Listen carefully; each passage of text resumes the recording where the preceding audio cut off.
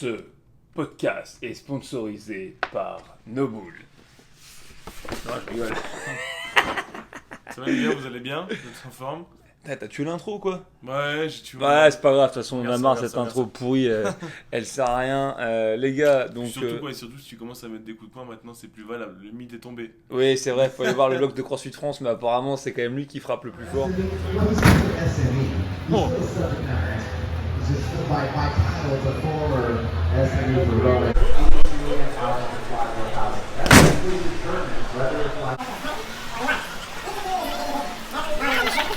Tu m'as battu de 1, non?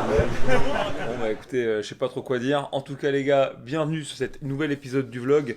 Pour commencer, un petit disclaimer, parce que si on commence à partir de Spotify pour devenir des youtubeurs, avant tout, je tiens à le dire, parce que vous êtes trop golios pour télécharger cette application qu'on appelle Spotify. Alors c'est vraiment bien Spotify, C'est ok? Ça veut dire qu'on est voué à devenir des youtubeurs. Est-ce que vous avez vu ces visages? Ouais, non, on a pour la tête de l'emploi. On n'a pas le... On a des physiques de radio, on appelle ça. Exactement. Good morning Carson. Voilà ce qu'on devrait être capable de faire, même si maintenant c'est Madison. En tout cas, tout ça pour dire que si vous êtes en train d'écouter ce truc-là, les gars, merci beaucoup pour l'épisode d'hier. On a fait en 24 heures plus de 2500 vues pour nous, c'est de la balle. Je crois qu'on a fait que 2200, mais j'espère qu'on aura fait 300 d'ici là. On peut arrondir. Merci pour les commentaires. Maintenant, les gars, il faut subscribe, ok? C'est vraiment important de subscribe. Et donc, faites-le parce que c'est ce que disent les youtubeurs. Et donc, pour nous, c'est important. En tout cas, bienvenue pour l'épisode d'aujourd'hui. Et donc, aujourd'hui, Ouais. les mecs, on va parler vraiment du déroulé de la journée numéro 2. Une journée finalement assez concise, puisqu'elle n'aurait pas dû avoir lieu cette journée. Ouais, on parle du rest day des athlètes où ils ont seulement fait des jerks à 300 livres pour les garçons et 200 livres pour les filles. Donc, non, c'était plutôt une bonne journée. Franchement, pas eu de problème d'intempéries aujourd'hui. Une journée vraiment cool, une journée chaude où on a pu se balader un peu, regarder un peu ce qui s'est passé sur les stands. C'était très cool. Et ensuite, on a enchaîné sur les events pour nous à partir de 14h et pour vous à partir de 22h sur l'event des élites où ils devaient effectuer de la course à pied et des jerks avec différentes fenêtres. Donc la distance allongée et le nombre de jerks restait quand même sensiblement le même puisqu'en fait ils arrivaient quasiment dans les mêmes temps. Il leur restait combien de temps? 50 secondes, 45 secondes? Oh là, moins que ça, ouais. 30 à 40 secondes. 30 à 40 secondes pour effectuer les différentes séries. Si on vous dit que cette deuxième journée, elle n'aurait pas dû avoir lieu, c'est qu'à la base, aujourd'hui, c'était une journée de récupération. Et donc, comme on a pu l'évoquer hier, à cause des intempéries, l'event qui vous a été décrit par Gauthier, il a dû être déplacé à aujourd'hui parce qu'il n'y avait pas moyen de le caler ailleurs. Donc une nouvelle fois, effectivement, l'idée c'était simple, enchaîner des sprints, 400, 600, 800 mètres, à chaque fois avec des fenêtres de temps qui étaient rallongées, respectivement 2, 3 et 4 minutes. Et donc dans le temps imparti, faire un maximum de jetés. Moi, comme Gauthier l'a annoncé, je m'attendais à avoir de plus en plus de temps chez les athlètes pour faire les jetés. Ça n'a pas été le cas, mais en tout cas, ça assurait quand même le spectacle. Peut-être la distance était quand même un petit peu longue et que parfois on perdait un petit peu le compte pour savoir au niveau de la distance, mais bon, en attendant, ça a quand même fait le taf. Et notamment chez les hommes, il y a quand même un mec qui a bien sorti son épingle du jeu. Je crois que c'est Jeffrey Adler. Ouais, Jeffrey Adler, c'était vraiment impressionnant. Je crois qu'il a complété quasiment 20 répétitions. Il avait 19 reps. Donc 19 reps sur les trois intervalles, c'est vraiment énorme. On s'attendait vraiment plus à une performance. Moi, de mon côté, je m'attendais à une performance impressionnante de l'athlète brésilien Guilherme Maeiros, parce qu'on s'est dit que c'était quand même un athlète qui est capable de jeter 180 kg à l'entraînement, donc ça devait enchaîner très fort. Et finalement, il a un peu relâché la pression sur la course. Je crois qu'il est parti très fort sur les 200 premiers mètres et qu'il a fait une grosse première série et que l'intensité a un tout petit peu baissé sur les intervalles. Et donc, il termine combien, juste par curiosité, Medeiros? Medeiros, il termine. Alors. On a préparé le podcast. Les gars, pour vous donner l'heure, il est ici 23h49, on se relève très exactement dans 5h30. Il faudra encore l'uploader, faire cette magnifique vidéo de miniature avec plein de gens des CrossFit Games parce que sinon vous cliquez pas. Donc ouais, on n'a pas fini de bosser. Donc Meyeros, il a fait combien sur cette event? 36e sur la course. Ok, il d'accord. a fait 10e sur les jetés, donc on pouvait quand même s'attendre à une performance. Moi, de mon côté, je pensais il a mal géré la course. Ouais, je pensais qu'il ferait une perf un peu plus impressionnante là-dessus, mais celui qui, encore une fois, tire son épingle du jeu, c'est Ricky Garrard. Non seulement il a couru vite, et il a acheté beaucoup de fois cette charge, puisqu'il a fini 2e sur la course et qu'il a fini 3e sur le jeté. Il a jeté la barre 16 fois.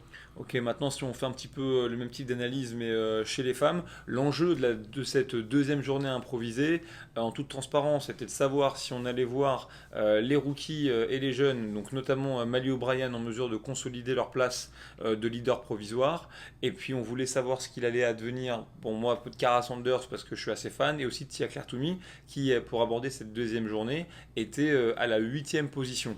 Alors on reviendra sur Cara Sanders après, mais ce qui concerne Tia, qu'est-ce qui s'est passé? Ouais, Tia, franchement, elle a fait un sacré event. Elle a été super solide sur la course. C'était hyper impressionnant à voir. Moi, j'étais juste en face d'elle et de Mallory O'Brien. Donc, je les voyais sur la course du truc. Elle était sur le gazon J'étais apparemment. sur le gazon, ouais, j'étais plus en face, juste derrière le gros ventilateur jaune.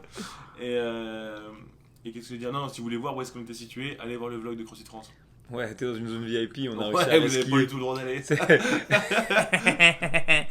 c'est marrant, Euh, on vit à Paname, en boîte de nuit, on rentre nulle part, et là on est content parce qu'on Il y a était 3 fêtes gratuites. exactement, et là on fait les fous.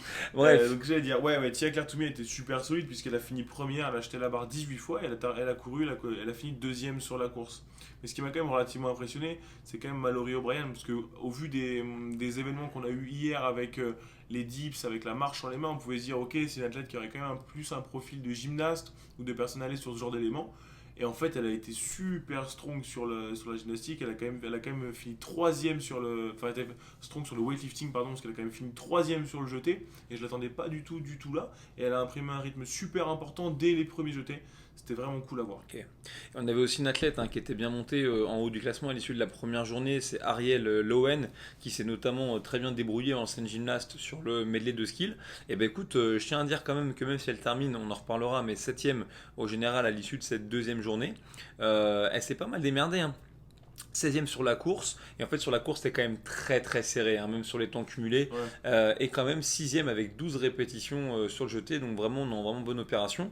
Et puis maintenant si on part sur cette première épreuve du coup de la journée, bah, cette fois-ci chez les équipes, donc là c'était un entraînement qui s'appelait Strong and Fast, donc ça allait simplement tester à nouveau et de la force et de la vitesse, et je dirais même de la résistance slash endurance, et là aussi c'est quand même passé un paquet de trucs.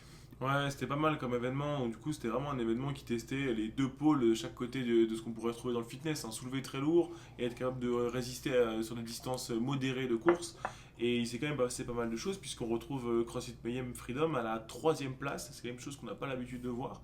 Ils ont fini troisième et je pense que ce qui leur a coûté des points, c'est la course à pied. Ils ont fini 13e sur la course à pied. C'est là où ça a été vraiment plus difficile pour eux. Et ouais, hein, donc à savoir exactement ce qui s'est passé, bah, c'est pas facile à définir. Autant sur la première partie, ils ont fini troisième, ils ont bien géré leur effort. Et puis ouais, ils ont explosé.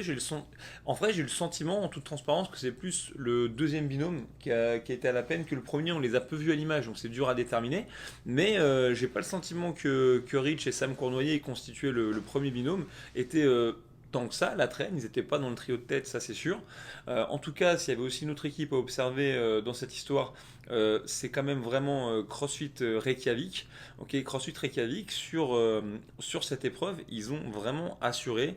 Ils ont fait quatrième sur la partie force. Faut dire qu'avec Tola, il y avait ce qu'il fallait. Et troisième sur la partie vitesse résistance. Donc du coup, ça soulève quand même beaucoup de questions. Qu'est-ce qui s'est passé sur la journée d'hier? Comment ça se fait qu'ils soient trouvés sur l'event des dips? Est-ce que vraiment peut-être les dips c'était l'une des faiblesses de Lauren Fisher et que donc elle a été clairement mise en avant? Est-ce qu'il y avait vraiment blessure ou pas? Parce que là aujourd'hui en tout cas ils sont revenus forts et donc je peux très bien comprendre qu'on ait du mal. Alors ou alors, ce qui est aussi possible, j'ai pas eu le temps de distinguer à l'écran qui a fait tel ou tel mouvement et si c'est effectivement Lauren qui a fait les front squats et ensuite la course, peut-être que ça l'a pas trop handicapé. En tout cas, ils n'ont pas décidé de lâcher le steak, et on reviendra aussi dessus, mais ça leur a permis eux aussi de faire une belle remontada, puisqu'ils étaient, il me semble, à la 13e ou 14e position à l'issue de cette première journée, et maintenant à l'issue de la deuxième journée, ils sont montés à la 5e. Ouais, carrément, puis c'est surtout ce qui a fait les affaires de CrossFit Oslo Navy Blue qui est quand même premier du coup au classement actuellement parce que c'est eux qui ont couru le plus vite. Et puis tu parlais un tout petit peu du classement, donc on peut le faire directement pour le niveau des équipes. Effectivement, CrossFit Reykjavik ils sont revenus dans la danse, ils sont à 292 points, CrossFit Navy Blue est à 367 points. On a fait 1, 2, 3, 4 events et ils en auront 11 à faire, donc toutes les cartes sont encore à distribuer. Ouais, hein, moi je tiens à dire que l'équipe que j'apprécie bien, sur laquelle j'ai mis toujours un petit billet, la CrossFit A-Day, CrossFit Black, j'ai bien accroché avec eux. Bah, ils sont toujours quand même dans la danse, hein, parce qu'ils sont juste à 100 points des leaders. Donc ils ont encore l'opportunité de faire une belle compète. Et puis malgré tout, ouais, CrossFit Mayhem Freedom, troisième à ce stade-là de la compétition. Mais les trois premiers, ça se tient à que dalle, hein, ça se tient à 15 points. Donc vous imaginez 15 points, ce que ça peut représenter. Ouais, c'est 4-5 places d'écart en fonction de là où on est dans le leaderboard sur un event. Donc ça peut aller très très vite. Avant de passer effectivement à ce qui nous attend un petit peu pour la journée de demain, je te propose effectivement qu'on s'accroche un petit peu sur les leaderboards. Donc pour les équipes, pour être au clair, en tête, CrossFit Oslo, Navy Blue, qui ont très très bien négocié l'event d'aujourd'hui en signant une cinquième et une première place, cinquième sur la force, premier sur la course, donc à 12 points d'écart sur CrossFit Invictus, eux-mêmes 3 points d'écart sur Mayhem Freedom, et puis un petit peu en dessous, à 30 ou 40 points, on retrouve Mayhem Indépendance et CrossFit Reykjavik, l'équipe de Annie Toris de tir. Je te laisse enchaîner du coup avec le leaderboard cette fois-ci chez les femmes. Donc chez les femmes, du coup, on retrouve Mallory O'Brien qui est première avec 422 points, juste derrière 12 points derrière Emma Lawson. Troisième est un peu remonté Tia Claire Toomey qui a 406 points. C'est vraiment l'événement d'aujourd'hui qui lui a fait du bien au leaderboard. Christy Eramo O'Connell est quatrième avec 383 points, donc elle est vraiment pas très loin derrière Tia. Et Ellie Adams est cinquième, puisque c'est elle qui a couru le plus vite sur cet événement et qui a fini 17ème au jeté. Ouais, donc là aussi hyper intéressant. Donc la première chose, c'est la remontée de Tia Claire Toomey. La deuxième chose, c'est que le trio de tête n'est vraiment séparé que par une quinzaine de points, donc c'est que dalle, hein. Il suffit d'avoir un écart de 3 ou 4 places entre Mallory O'Brien et Tia Claire Toomey sur l'un des events, et tout d'un coup la polarité s'inverse. Mais notez que c'est très très très disputé, puisque c'est les 5e, 6e, 7e places qui sont occupées par des athlètes qui ont très exactement 377 points à l'issue des, je ne veux pas dire de bêtises, 5 premiers scores auxquels de la compétition. Notez un truc quand même intéressant, c'est que c'est les mêmes scores, d'accord, mais c'est absolument pas les mêmes gabarits d'athlètes. Vous avez Ellie Adams qui est très jeune, assez fluide. Vous avez Daniel Brandon qui est pour le coup très forte en gym mais beaucoup plus robuste. Impressionnante au jeté. Et Ariane Lowen, on a déjà dit, on a déjà parlé d'elle, qui est tout en puissance. Donc ce qui va être intéressant, et on en parlera d'ici quelques minutes, c'est de voir comment ça va se décanter, tout ça, avec notamment l'épreuve de demain, qui, on la tease un peu, sera un mélange quand même de course à pied, résistance, endurance, et de forte résistance. Ouais. On avance un petit peu avec... Le dernier truc, c'est Cara Saunders qui est du coup 17ème en fait. Ça lui a pas fait du bien cet événement de course à pied et de jeté, puisqu'elle a fini 38ème sur la course, ça lui a un peu porté préjudice. Donc elle descend un tout petit peu au classement, à voir ce qu'elle va donner demain. Yes, et effectivement, et pareil, hein, du coup elle est au coude à coude avec Laura Horvath, elles sont à quelques points d'écart. Bref, c'est à checker, on verra ce que ça va donner sur l'épreuve de demain. Je pense une épreuve qui sera davantage favorable à Laura Horvath qu'à Cara Saunders, si elle souffre un peu sur la course, mais une nouvelle fois on verra demain. Ouais, chez les mecs maintenant, donc chez les garçons, là à nouveau... Et bah finalement, au niveau du classement général, il n'y a pas tant de changements que ça, hormis l'arrivée dans le top 6 de Jeffrey Adler, avec 334 points. Il se situe à une cinquantaine de points du trio de tête. Et donc au classement général, en tête Ricky Garhardt avec une avance quand même relativement confortable de 70 points sur le numéro 2, le tenant du titre, Justin Medeiros. Numéro 3, Roman Krenikov. Ça aussi, mine de rien, ça fait plaisir puisque il en aura, j'allais utiliser une expression dégueulasse, mais en tout cas il aura souffert pour pouvoir arriver jusqu'à ces CrossFit Games, donc on est content pour lui. Position numéro 4, le Serbe Lazar Dukic, et à la 5e place, Patrick Vellner. En termes d'écart de points, vraiment, en ce qui concerne le 3e et le second, c'est serré, et néanmoins, même 70 points, ça se refait. Hein. Ouais, c'est carrément jouable, on est qu'au début, on est qu'au tout début, il reste encore plein d'événements. On se rappelle qu'il y aura 11 workouts au travers de cette semaine, donc il reste encore plein de choses à faire. Avant de passer du coup au vote de demain... Alors on peut quand même parler un tout petit peu encore des garçons, avec Nico Ski qui est quand même 15ème maintenant. Encore une fois, lui non plus, ça lui a pas fait du bien, comme à Cara Saunders cet événement, puisqu'il a fini 30ème sur la course et 33ème au jeté. Donc c'était un athlète qui était vraiment dans le top du leaderboard hier et qui les redescend un tout petit peu.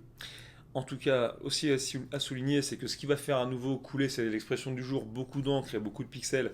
C'est sans doute la première place provisoire de Ricky Garhardt, quand même une histoire particulière. Faire les Games pour la première fois, faire un podium, du coup être mis en avant, découvrir qu'on a été dopé, se faire bannir 4 ans, subir en plus la Covid qui fait qu'au final le mec on a l'impression qu'il n'a jamais vraiment été exclu, revenir et puis en plus là se retrouver encore à la première place du provisoire, voilà. Ça fait que le mec, mine de rien, vous en rendez pas compte, mais par exemple lorsqu'il est dans le Colisée, s'il rentre sur le terrain, ça peut lui arriver de se faire huer par la foule. Ouais, alors après c'est les États-Unis, hein. Des fois c'est un peu dans l'esprit de pour faire le show, on n'a pas peur d'huer le mec qui est un petit peu diabolisé, même s'il y a pas mal de second degré là-dedans. Et puis aussi, il y a eu toute une polémique après l'épreuve du vélo, quant à savoir si Ricky n'avait pas lui aussi sauté un tour. Bon, et bah écoutez, là ça a été clarifié en regardant bien les vidéos, il n'y a pas de souci. Hein, il termine bien premier de ce premier event qui vient piquer au nez à la barbe de Koski, qui était pourtant en maîtrise pendant toute l'épreuve, pour une raison qui est super simple et qui est liée à leur positionnement sur la ligne de départ. Je ne vais pas faire de dessin, mais dites-vous bien que les lignes vont dans cette direction et qu'au moment de partir, la ligne de Ricky elle est là et que la ligne au quai de départ de Koski elle est là. Pour traverser cette distance, il faut cavaler et il faut cavaler, je dirais, un bon 10 secondes. Donc quand ça part, l'intégralité du WOD se fait, que ce soit la course à pied et la gym, mais simplement au niveau de l'arrivée, vous avez Koski qui arrive comme ça, avec une confortable avance. Il y a une vidéo qui montre que cette avance, elle est de 10 secondes, ok, globalement, sur Gerhardt. Lui, il rentre, il passe un virage, donc pour lui, il est premier, il est tout seul, il est relativement serein. Il freine pas pour autant, ok, il envoie la sauce, mais il doit descendre ici pendant quasiment 7 secondes avant de pouvoir aller tout droit et courir jusqu'à la ligne d'arrivée. Gerhardt, lui, il est donc 10 secondes derrière au départ. Par contre, lui, en vérité, une fois qu'il a passé le virage, il voit très bien où est Koski et lui, il sait qu'il doit s'arrêter là. Ça lui prend que 3 secondes, ok, pour être capable d'arriver ici. Ça lui permet d'ores et déjà de gagner 7 secondes comparé à Koski. Et ensuite, vous allez voir qu'on n'aura pas fini de le voir courir pendant l'épreuve.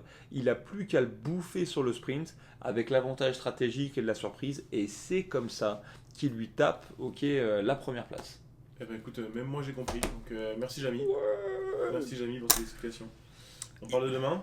Et ouais, hein, on parle de demain, on espère que les athlètes vont faire comme nous, c'est-à-dire qu'ils auront pris le temps de récupérer. Tiens, tu veux une petit pote de bonbon. fruits à la CBD? Allez, c'est Ouais, c'est mes potes de chez Atom qui m'ont filé ça, les Lyonnais. Ça va pas chez la douane, c'est bon. Et donc ouais, sur le programme de demain, avec Ouais. quoi est-ce qu'on va se retrouver? Déjà, plusieurs choses très cool, c'est qu'on connaît qu'un seul événement de tous les événements restants. Donc on a encore plein de surprises à voir. C'est plutôt cool. Et demain, nous on se retrouve demain matin. Donc je sais pas à quelle heure c'est en française. C'est quand 9h, 9 plus 7, aucune idée.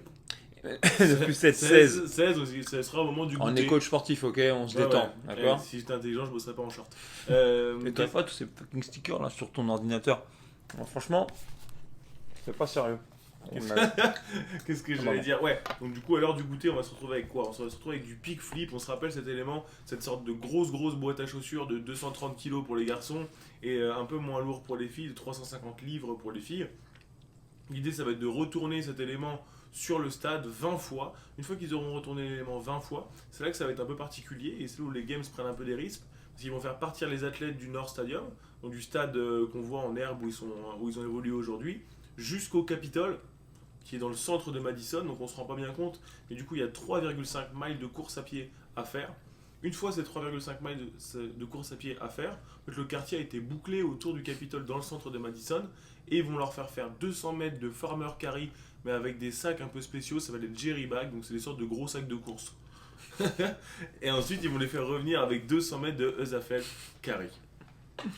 Ok, pas mal. Donc le USAFL Carry, si vous ne savez pas ce que c'est exactement comme agrès, c'est un sac regardez de les rediffs sable. des French. Exactement, qu'on a utilisé au French Rodon, c'est un sac de sable en forme de diamant, un peu en forme de losange. Et donc voilà, qu'on doit saisir, c'est un peu comme un corps humain si vous voulez. C'est assez pratique. Enfin, un corps humain qui aurait plus de jambes. Ouais, puis un mec un peu taillé en V, quoi. Un peu balèze. Donc pas comme nous. C'est vrai. Donc du coup, je pense que dans cet événement-là, on va encore voir les bons coureurs qui vont être quand même mis en lumière, parce que 3,5 miles de run, c'est quand même très long. En termes de distance, hein, pour vous donner à peu près à quoi ça correspond, bah, je pense qu'on est typiquement 5 km 700, un truc comme ça, 5 km 600.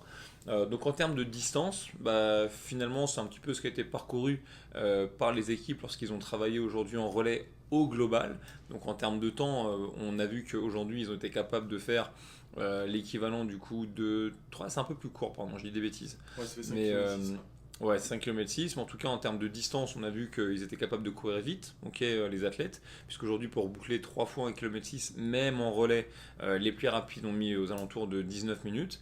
Maintenant il y a un peu de fatigue accumulée, il y aura les pick flips avant, je ne me rends pas trop compte de comment ça va impacter les athlètes. En Je sais tout pas si cas, ça va être vraiment très. Enfin, ça va être impactant, c'est sûr, c'est bah, ça évidemment, pèse, c'est quand ça même un pèse truc qui fait combien? 230 kilos. Ok. Mais est-ce que c'est vraiment le truc où tu dis, vas-y, je pars all out sur les 200, sur les 20 pick flip et on voit comment ça se passe derrière? Franchement, Parce que t'as quand même 20 minutes de course derrière. ouais, C'est ça le mais truc. franchement, honnêtement, le problème, c'est que dans tous les exercices comme ça, tu peux te dire ça, mais dans la vraie vie, quand un mec commence à te bouffer à la course, peu importe la Ouais, tu vas y distance, aller. ton retard, c'est pas dit que tu le fasses. Et à l'inverse, par contre, les Jerry Back Carry, là, moi je pense que c'est plutôt là où ça va jouer en fonction, ok, en fonction du poids des sacs, très franchement. Parce que là, je vois marquer les Jerry Bag, il y a marqué 70 lb, ok, Par sac, mais il pour, y en aura un ouais, par par barre. sac. Ouais, mais 70 lb, c'est une kettlebell de 32 kilos. Donc là, on parle à des athlètes féminines qui ont, quand même, sont capables d'envoyer la sauce. Par contre, chez les garçons, là, les Jerry Bag, ils font 100 livres, ok, donc là, c'est 40 kilos. Non, moi, malgré tout, je crois que c'est un entraînement. Ok, il est long, mais je crois que t'as pas de choix. Je pense que tu vas te rendre compte que le mec qui va finir les pigs en premier, s'il met 4-5 reps au mec qui est derrière lui, bah, le Là, gars tu il va penses qu'il pas, aura plus, ouais. ah, il va pas faire Ouais. son retard. Moi, franchement, j'y crois pas une seule seconde. En Euh, plus, quand on voit la topographie de comment ça devrait se passer sur l'event, ça va courir sur du plat pendant un sacré bout de temps. Et au moment d'arriver vers le Capitole, ça va monter un petit peu quand même. Les mecs qui vont arriver en haut. Mais les images vont être vraiment cool à voir, je pense. Par contre, ça va être Ouais, je sympa pense que sur demain l'arrivée il y au aura une Capitole. couverture aérienne, mais effectivement ce que tu dis c'est quand même intéressant pour vous rendiez compte. Franchement, c'est assez plat finalement Madison. Ce qui relie le Alliant Energy Center avec le Capitole, c'est une route qui a l'air de border, qui borde un lac. Ok, donc c'est une longue ligne droite. Et effectivement, il n'y a que au moment où on arrive près du Capitole où ça monte, où les mecs vont devoir envoyer.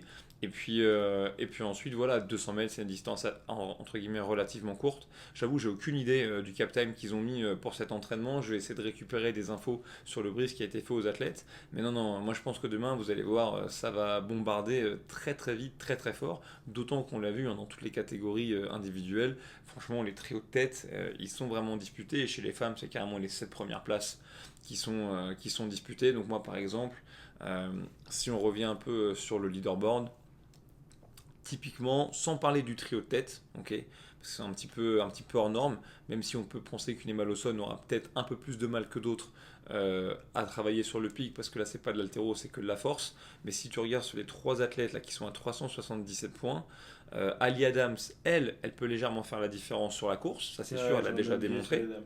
pas de souci. Reste à voir comment elle sera capable de gérer la charge. Non, moi c'est Daniel Brandon.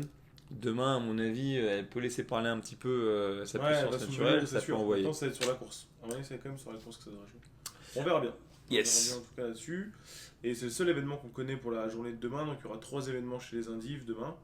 Et chez les teams, du coup, pour les événements de demain, bah c'est bien ça, on n'en connaît aucun. Et ben Donc ça, voilà. c'est réglé, ce sera que des surprises. Mais en tout cas, vous allez voir, c'est parfait. Ce qu'on va essayer de faire à partir de demain au maximum, c'est d'assister à l'intégralité du brief des athlètes.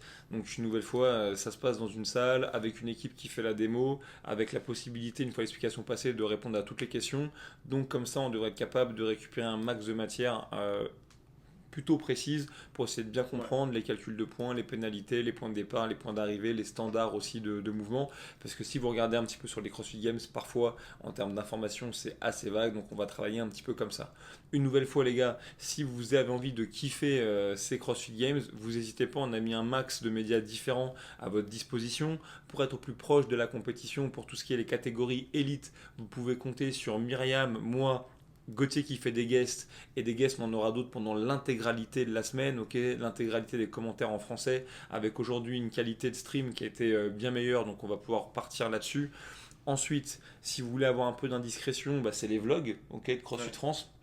Donc si vous avez envie de voir comment est-ce que je me brosse les dents par exemple pendant le temps de la compétition, et ben regardez, vous verrez, c'est intéressant. Et puis aussi l'Instagram de CrossFit France pour avoir plein de petites interviews, de ressentis de tous vos potes et copines qui sont peut-être pas dans les catégories élites, encore qu'on les couvre aussi, mais qui font la compétition en adaptive, Ouais, en master, en teen. On essaie aussi de les recevoir sur le live. Donc voilà, une nouvelle fois, c'est vos trois pôles principaux. Et puis je le dis, je le répète, je travaille avec une équipe de contributeurs qui sont encore en France. Du moins une équipe, quand je dis une équipe, c'est génial, mais en fait c'est un Une mec. équipe de 1. Équipe de un. On était 20, ils étaient un. Voilà, qui s'appelle Tom et que je salue au passage. Et on essaye de vous faire des bulletins réguliers sur certains éléments pour vous aider à mieux comprendre les scores et les enjeux, notamment pour nos Français. Même si ce soir on ne s'est pas étalé sur Willy Georges et sur Guillaume, mais on aura l'occasion d'en reparler demain sans aucun souci. Ouais. Donc vous n'hésitez pas, encore une fois merci d'avoir regardé, n'hésitez pas un like, un commentaire, ça nous encourage à continuer à travailler même tard le soir, un abonnement ou un partage, alors là c'est Bérésina, et puis sinon les gars, bah quoi dire, à demain. Ouais, à demain les gars, ciao. J'ai mis la droite quand même.